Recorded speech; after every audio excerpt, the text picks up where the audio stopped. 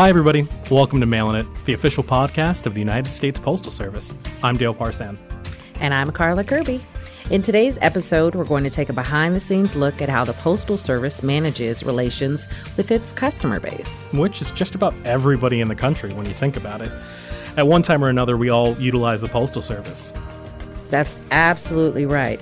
Customer care is a big job for the Postal Service, and here to tell us about it in this week's episode, we have Marc McCrery and Nathan King. So Marc is the Postal Service's VP of Customer Experience, and Nathan is the Director of Consumer Advocate.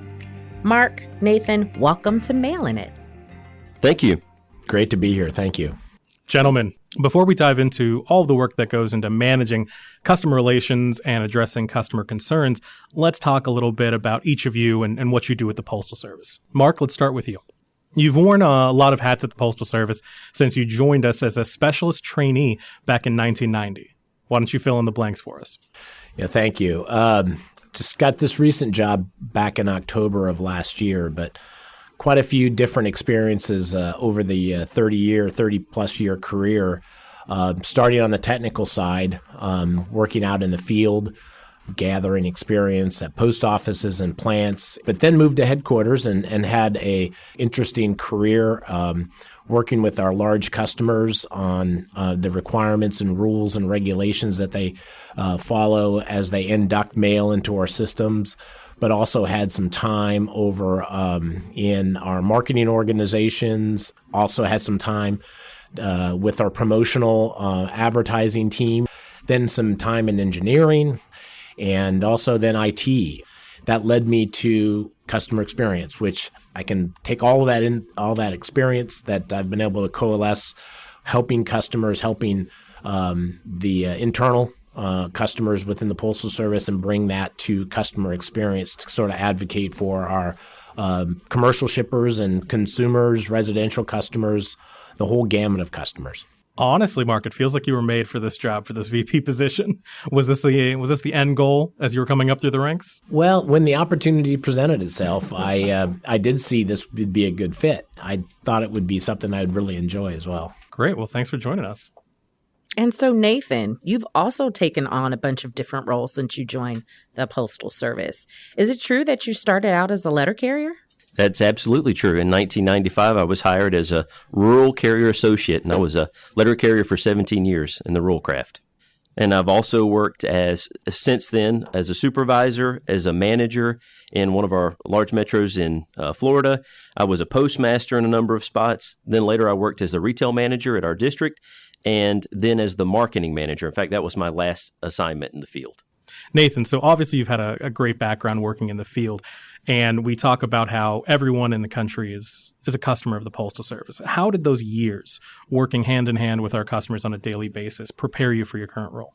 Those years of experience have given me a full understanding of really what the end product is for our customers, what it takes to get mail delivered accurately, the things that can go wrong, the things that cause our customers heartache, and then also working as a manager that supervised carriers and had that action. Then later as a marketing manager and a retail manager interacting with customers at the district level, all of those experiences have helped me to understand the pain points our customers experience and how we can make sure that we do things right for our customers. So quick thing out of curiosity, with your time in the field, have you noticed the changing in our needs of our customers themselves? What have you noticed since 1995? Definitely. One of the things that stands out to everyone is just the increase in the number of packages moving through our network. With technology and the internet now, people can start up a business in their garage or in their basement, and we see people doing that all over the place. So just going from a customer who just received mail now to a customer that needs to navigate the shipping environment, understanding that, and then to have someone stop by and pick up those packages or other items. So definitely those changes are taking place all over the place. Wonderful. Before we get into the details of your work now, I think it's important for the audience to understand what we mean at the Postal Service when we talk about customer care. As you know, here at the Postal Service, we have a wide range of customers serving 163 million residential deliveries, but we also have a large quantity of small business up to large business customers, as well as intermediaries, mail service providers that also work with us to induct mail into our system. So we have a wide range of customers, even the point of sale customers that come into our lobby. They all have their own individual needs and care. We are looking to satisfy the care needs of all of that, from senders to receivers in the Postal Service. They have different needs. They have different issues. They have different service requests and things that go wrong that they need attention on. So we in the Postal Service and in customer experience are looking to satisfy the care needs of all of those constituents, no matter how they're inducting or what they're inducting in the Postal Service. So our infrastructure in customer care is to set up opportunities for them to engage with us, whether it's through our business service network for commercial customers or through our call centers for residential customers, and also have means around which to provide us information, submit service requests if they have issues, and we then also take great care in understanding their satisfaction no matter how they touch us. So we do a lot of surveying in those various channels to make sure we understand the needs and what their current status of satisfaction is. So really want to make sure from senders to receivers we provide that care opportunity for all of those customers. Great. Nathan, anything you want to add? Just people care about the things they mail. If they needed to send it via mail, an actual hard copy of something, or a package, maybe it was a gift or merchandise, they care about that. And it's not just one person. Both the sender and the receiver have a vested interest in that. And mail matters to people. 99% of the time, greater than 99% of the time, the things that travel through the mail stream, they go off without a hitch. No problems at all. It's just that very small percentage of the time when there's some hiccup or minor issue that comes the customer's way that we have to focus on to improve service. And we help bring a resolution to that customer's problem. And really, by looking at the root cause of the problem, we can call attention to potential improvements that could prevent other customers from experiencing that same problem. Absolutely. So now that we have a little bit of more of a baseline for the audience, let's talk about the different ways our organization manages customer care. Mark, how do you break down all of the different aspects of the customer experience? Yeah, we have it really in the customer experience group. We have various departments within CX that are aligned around the various groups that we're looking to support. We have an enterprise customer care group that manages the relationship with our consumers and residential customers. We have the field team, what we call our customer relations field group, and they're an extension of that, where they then have individuals in all our areas and districts to work issues for customers. We also have Nathan's team that works here at headquarters and supports our white glove support for issues that come into headquarters, whether it's the Postmaster General, the Board of Governors, Capitol Hill. And we have the team that supports the commercial side. We call that the Business Service Network. And then we also have a strategy group that oversees all of that, including the measurements of how well we're doing against all of those channels.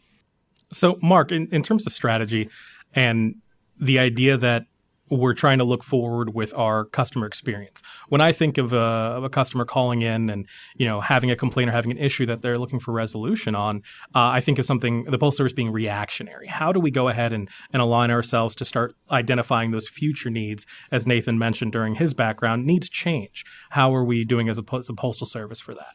Obviously, there's a certain reactionary component. Customer has an issue.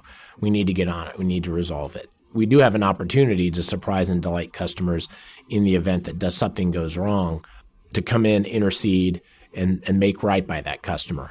Even in the cases where you can't, say, a damaged item, lost item, or delayed item, you can't turn back the clock.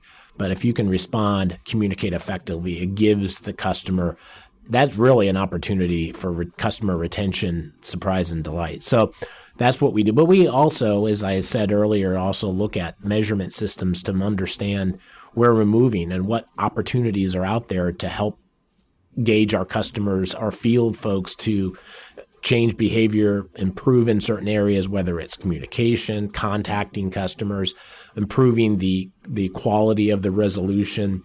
We also look at all the measurements similarly in the call center. So courtesy, friendliness, attitude of our agents, and if there's opportunities there, measuring that.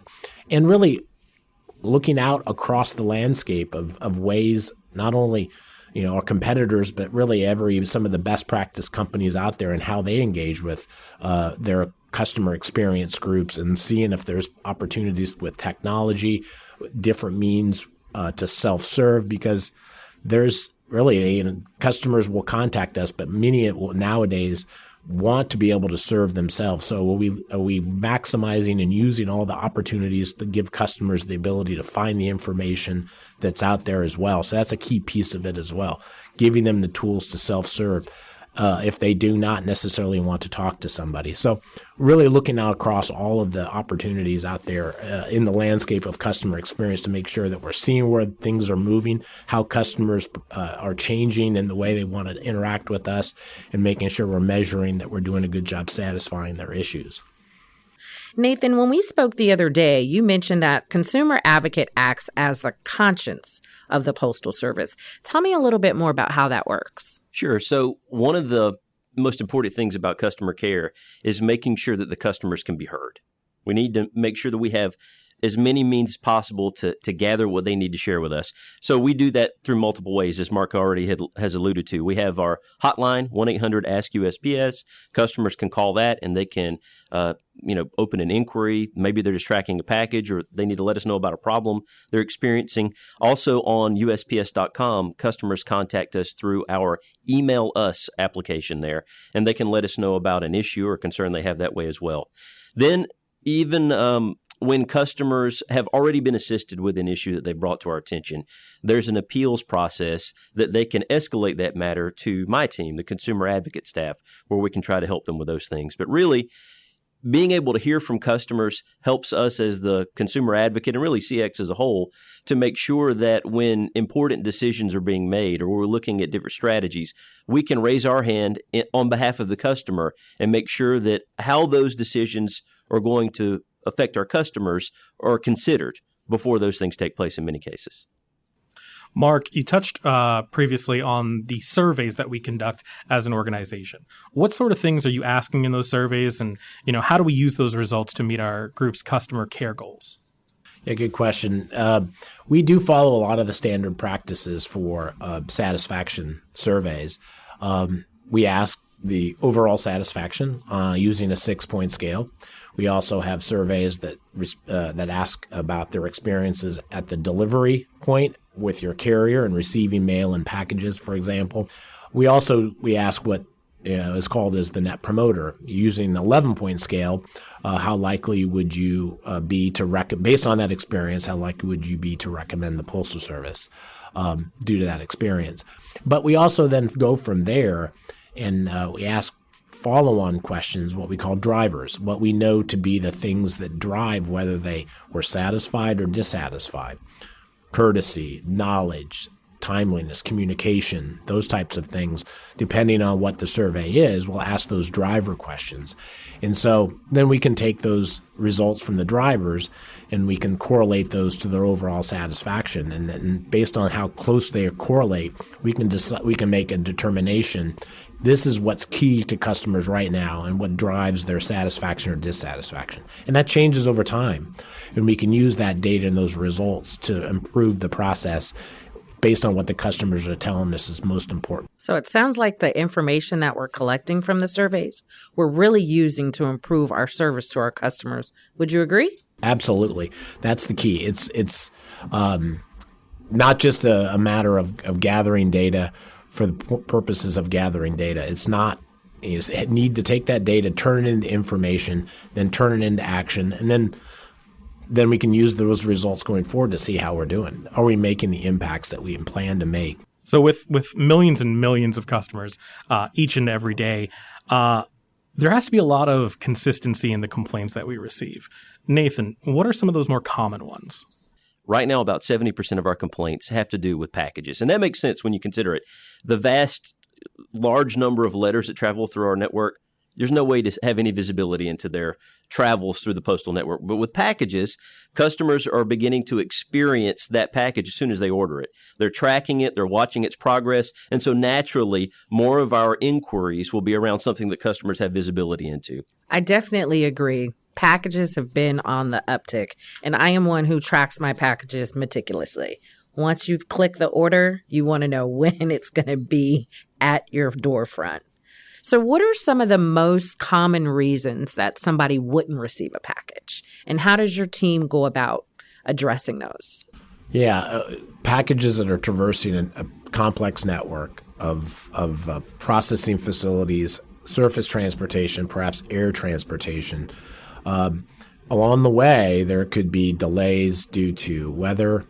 There could be maybe limited cases, but maybe a package was a missort. Perhaps maybe the equipment couldn't read a package for whatever reason. It was crinkled.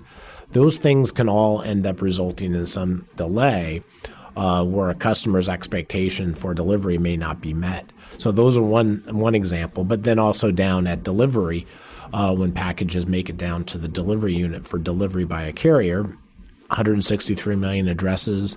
These are delivered by humans, and some things happen.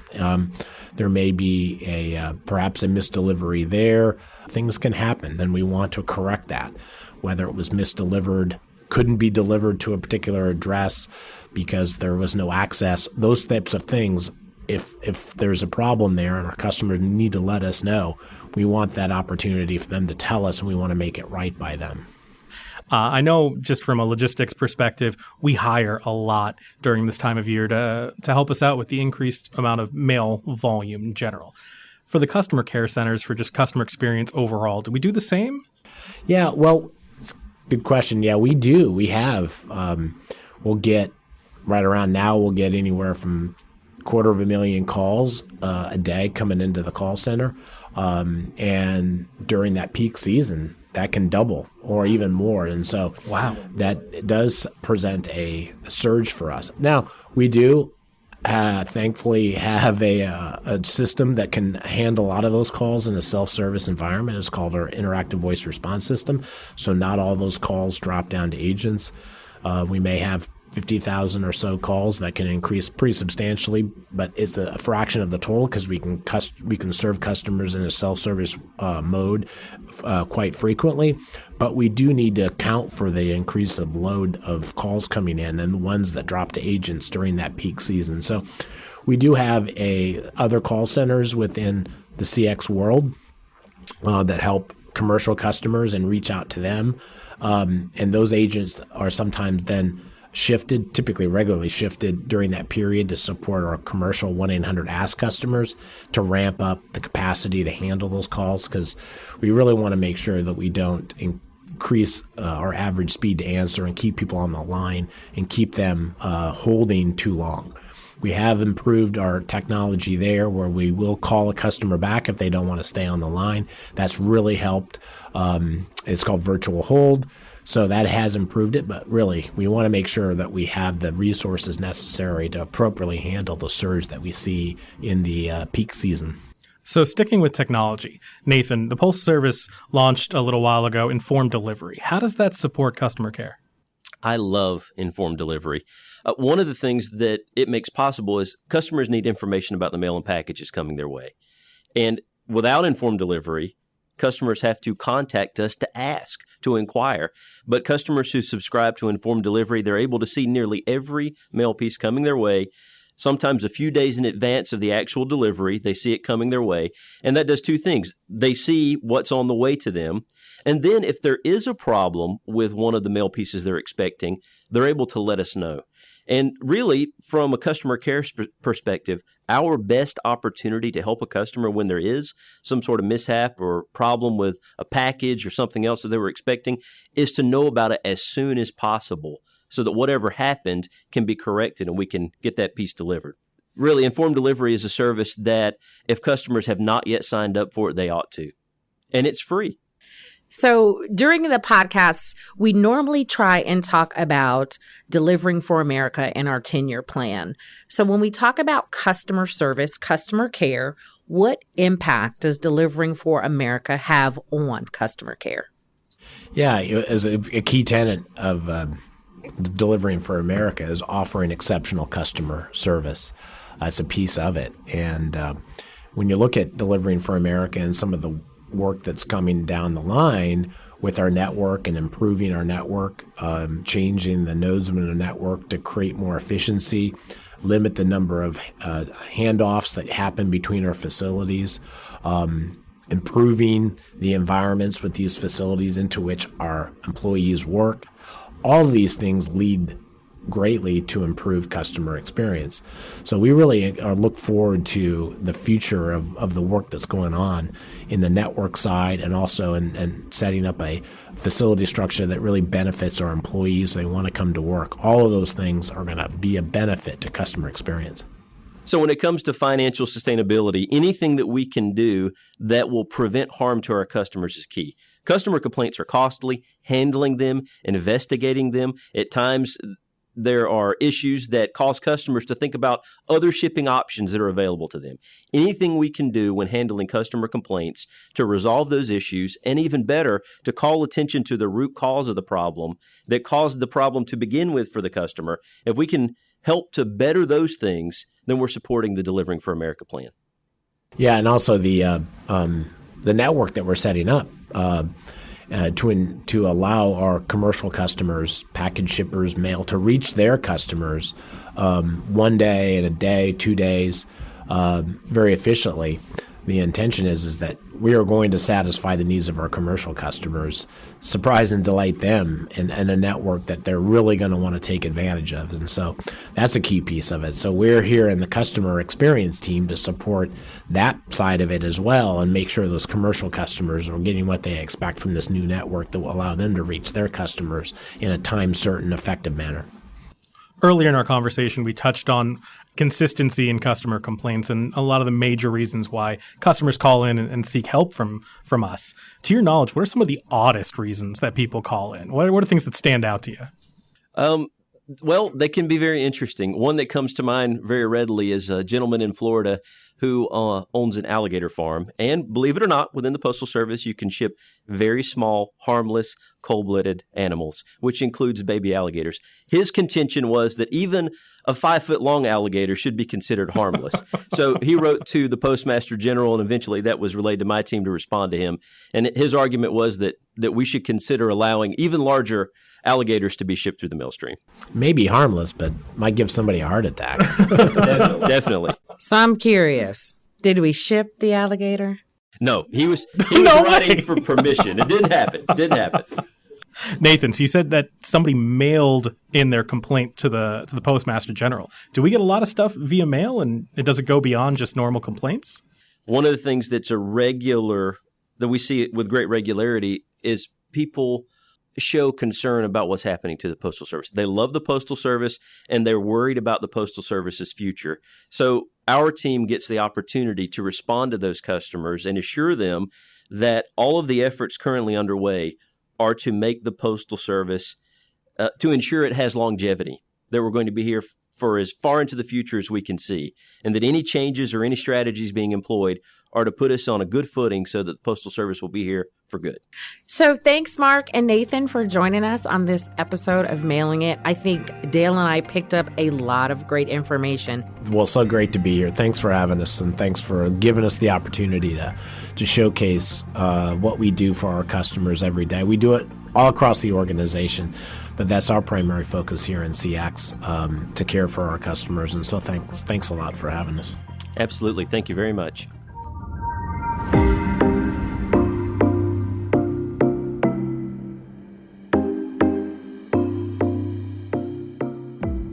All right, everybody, it's time for Did You Know? Is it okay if I start this one off, Carla? Absolutely. Great. Did you know that originally postal rates were based on distance? The farther you had to send a letter, the more it cost. That sounds like it was complicated for the postal clerks. It was indeed. To make it even more complicated, postage wasn't based only on the distance a letter traveled. It also took into account the number of sheets in a letter. Back in the day, people didn't use envelopes because that would have counted as a second sheet of paper costing double. Instead, people would write their message on one side of a sheet of paper, then fold and seal it, and write the address on the outside. No, it wasn't. But the whole postal system was much simpler when it began in 1775. At that time, there were only about 70 post offices scattered along the East Coast. So at that point, was postage expensive? Yes, it was. For example, from 1799 to 1815, it cost 8 cents a sheet for a letter traveling up to 40 miles. If you were sending a letter between 300 and 500 miles, the rate went up to about 20 cents a sheet.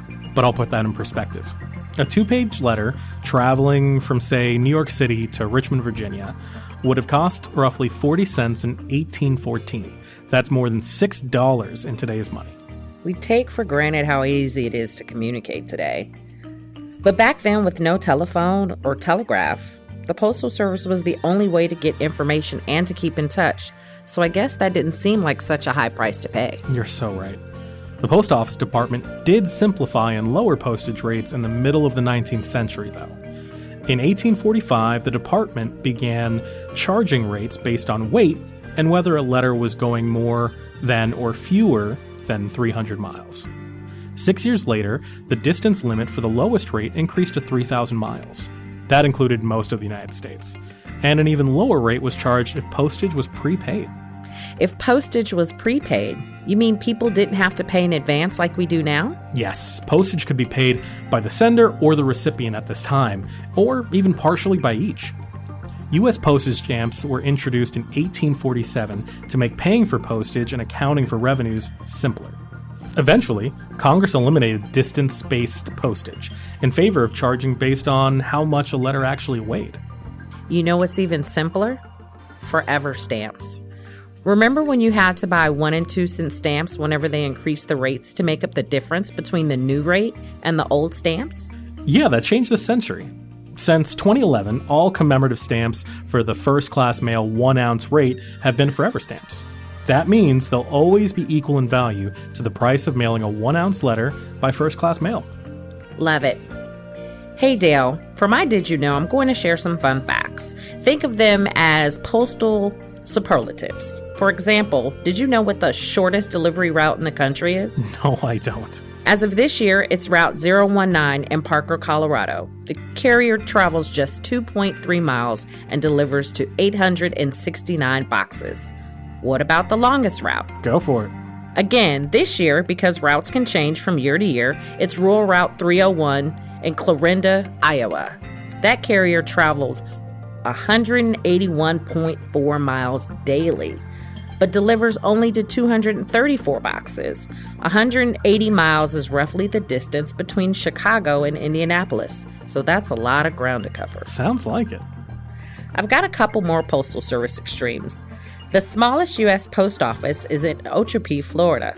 Ochopee is an unincorporated community in Collier County with a population of fewer than 15 people. How small is small? The post office building actually measures 7 by 8 feet.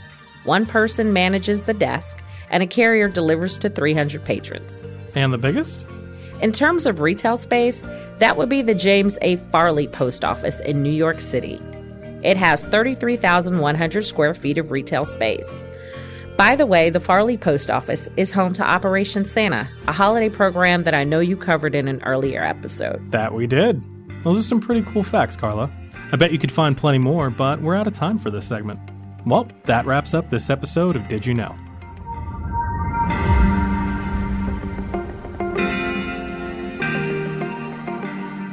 Carla, great episode today. It was great to sit down with Mark and Nathan, and frankly, I'm a little embarrassed to say that I didn't realize how much detail goes into customer experience, customer care, and serving our extensive customer base in that manner. I thought it was just somebody had an issue or a complaint, they called in and we helped them. But now I see all this background strategy and really the immense amount of effort that we put forth as an organization. I definitely learned some things today, too. Like I said, 163 million customers, 250,000 calls a day, and that's in non-peak. You got to imagine they've got to have a strategy. They've got to really know what they're doing to help our customers. Absolutely.